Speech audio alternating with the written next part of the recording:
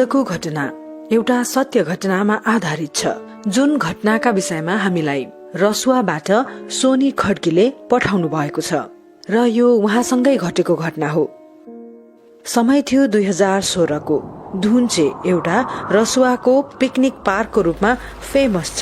घट्टे खोला भनिन्छ कि हिमालयबाट बहने पानी यही आइपुग्छ। मानिसहरूले त्यो खोलाबाट बगेको पानीलाई शुद्ध र पवित्र मान्दछन् र त्यसलाई मिनी गोसाई कुण्ड पनि भनिन्छ। त्यति बेला सोनी सानै थिइन् र आफ्नो कक्षा शिक्षक र आफ्ना क्लासका साथीहरूसँग पिकनिक गएकी थिइन्। उसको आँखामा बचपना र मनमा क्युरियोसिटी र मनमा एउटा नयाँ अनुभव लिने जोश थियो। नानीहरू, यो पानी हिमालयबाट आउँछ, शुद्ध अनि पवित्र।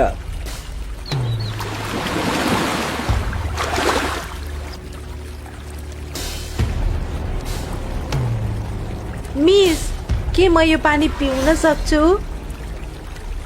छोरी, सबैले पिउँछन्, डराउनु पर्दैन। सोनीले आफ्नो सानो हातबाट त्यो पानी उठाउन थालिन् र पिउन थालिन्। पानी चिसो थियो, जस्तो बरफबाट निस्किएको होस्। पहिला एकदमै शान्त लाग्यो, फेरि एउटा अनौठो खालको चिसोपना उसको गलाबाट तल झर्यो, जस्तो कि पानी सँगसँगै एउटा फुसफुस गरेको हावा पनि भित्र गएको होस्। अचानक आसपासको आवाजहरू बन्द भयो।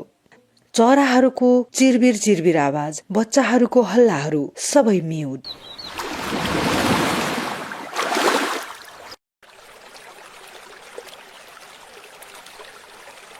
एकदमै सन्नाटा र एउटा हावाको सानो झोका।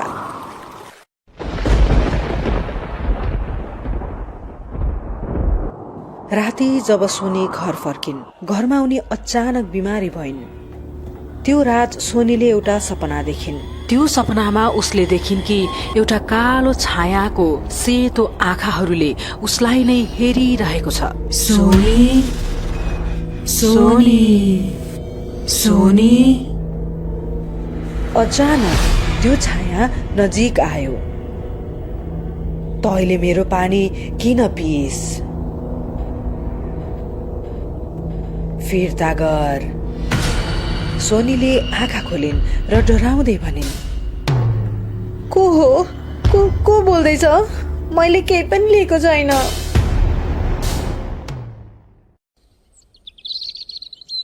सात वर्षपछि 2023 जब सोनी 18 वर्षको भएकी थिइन्। साल बितिसकेको थियो। बचपनाको त्यो समय मधुरो भइसकेको थियो। सोनीले आफ्ना साथीहरूसँग त्यो ठाउँमा जाने फेरि योजना बनाउन थालिन्। सोनी, मैले सुनेको थिएँ तिम्रो घरको छेउमा ट्रेकिङ गर्ने कुनै राम्रो ठाउँ छ? मेरो घरबाट 4-5 किलोमिटर टाढा मिनी गोसाई कुण्ड छ, जहाँ कैयौं मान्छेहरू घुम्न जान्छन्। प्रकाश, त यो कुरा सोनीलाई किन सोध्दैछस्? त त्यहाँ जानेवाला छस् कि क्या हो? म मात्र कहाँ हो र, हामी सबै जान्छौँ यो शनिबार, बुझ्यौ? सोनीले पूर्ण रूपमा भुलिसकेकी थिइन् कि बचपनमा उसँग के भएको थियो र सबैजना शनिबार जानका लागि राजी भए।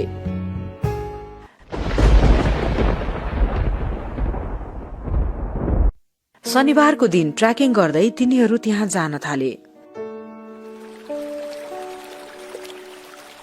जब उनीहरू सस्पेन्सन ब्रिजमा पुगे, त्यति बेला रिमाले भनिन्, सोनी, तँलाई थाहा छ, सानो छँदा नि स्कुलबाट पिकनिक भएको थियो। सबै थोक थाहा छ, तर त्यो सपना चाहिँ होइन। कस्तो सपना? केही होइन, छोड।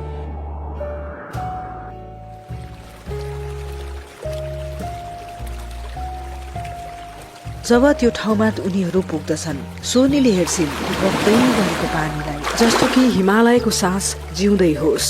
तर यो पल्ट हावामा अजीब खालको बोझ थियो, जस्तो कि कुनै आँखाले उनीहरूलाई हेरिरहेको होस्।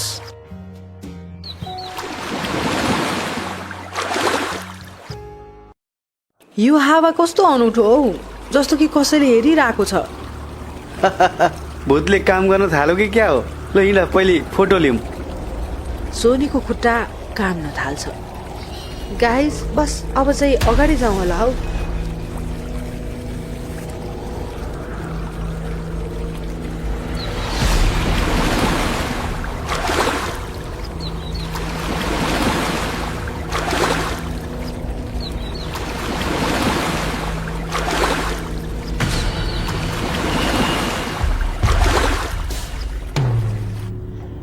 जस्तो जस्तो उनीहरू अगाडि बढ्दै थिए त्यति नै बेला सोनी कमजोर हुँदै थियो। उनलाई चक्कर आइरहेको थियो। यो के भइरहेको छ? जस्तो कि म उल्टी पो गरौँ कि जस्तो। केही समय अझै हिँडेपछि दाउराको पुल आयो। त्यहाँबाट निस्किने बित्तिकै सोनीको टाउको भारी लाग्न थाल्यो, जस्तो कि हावा उसको भित्र पसिसकेको होस्। आँखा अगाडि सबै मधुरो झाडी पानी सबै थोक घुमिरहेको थियो। गाइस, मलाई त चक्कर आइरहेको छ। एकछिन बस र पानी पिउ न। ल है, अब चाहिँ खाना निकालेर खाउँ होला। केही समय उनीहरू सबैजना हँसी मजाक गर्दै बसे। ब्रेड, चिप्स, सेल्फिस सबै थोक नर्मल लागिरहेको थियो। तर सोनीको अवस्था भने केही आत्तिएको जस्तो शान्त स्वभावको थियो।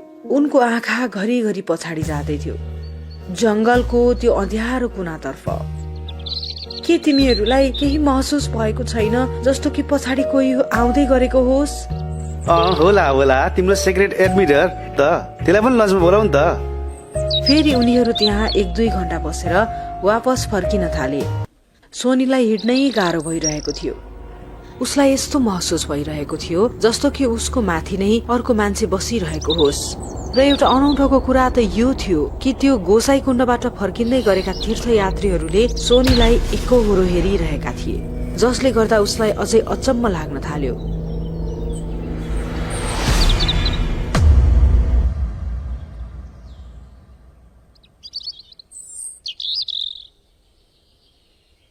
रातको करिब 10 या 11 बजे सोनी आफ्नो घर पुगिन्। दिनभरको एकदमै थकानका कारण उनी सिधै सुत्न गइन्। शरीरमा थकान थियो र आँखामा निन्द्रा थियो। घर अँध्यारो छ। घडीमा 12 बज्छ। टिक टिक टिक।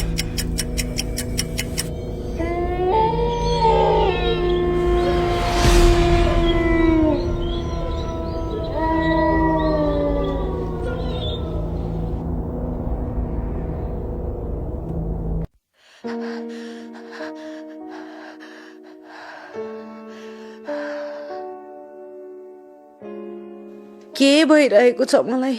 के आवाज? सोनी, सोनी, मेरो पानी। सोनीले आवाजहरू सुन्न थालिन् र महसुस हुन थाल्यो उसको छेउछाउ कोही छ। उनी डराउँदै कराउँदै आमाको कोठातर्फ जान्छन्। आमा, आमा! उसको अनुहार पहेँलो भइसकेको थियो। सास बढिरहेको थियो। आँखामा एकदमै डर बसेको थियो। के भयो नानी? के तिमीले केही नराम्रो सपना देख्यौ? कसैले मलाई तानिरहेको छ। मैले सम्हाल्नै सकिरहेको छैन आमा। सोनीको शरीर काँपिरहेको थियो। उसको आँखा आधा सेतो भइसकेको थियो। उसको मुखबाट आवाज निस्किन्छ, तर त्यो सोनीको थिएन। यो केटी मेरो हो। त्यो रात सोनीको बुबा घरमा थिएनन्। घरमा केवल उसकी आमा र सानो भाइ थिए। होइन, यो त मेरी छोरी हो। पिता परमेश्वरको वरदान हो।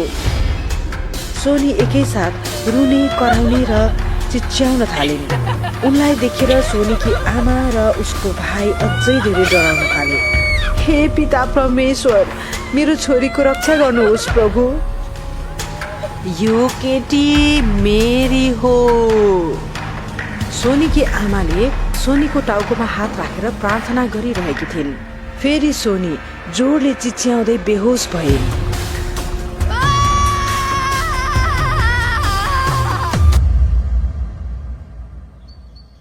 भोलिपल्ट जब सोनीले आफ्नो आँखा खोलिन्, उनले देखिन् आफ्नो कोठामा केही हल्का किरणहरू पसिरहेको। उनलाई आनन्दको महसुस भइरहेको थियो। शिरदेखि पाउसम्म पुरै शरीर शान्त थियो। आमा, म ठीक भए। छोरी, त एकदमै ठीक भइस्।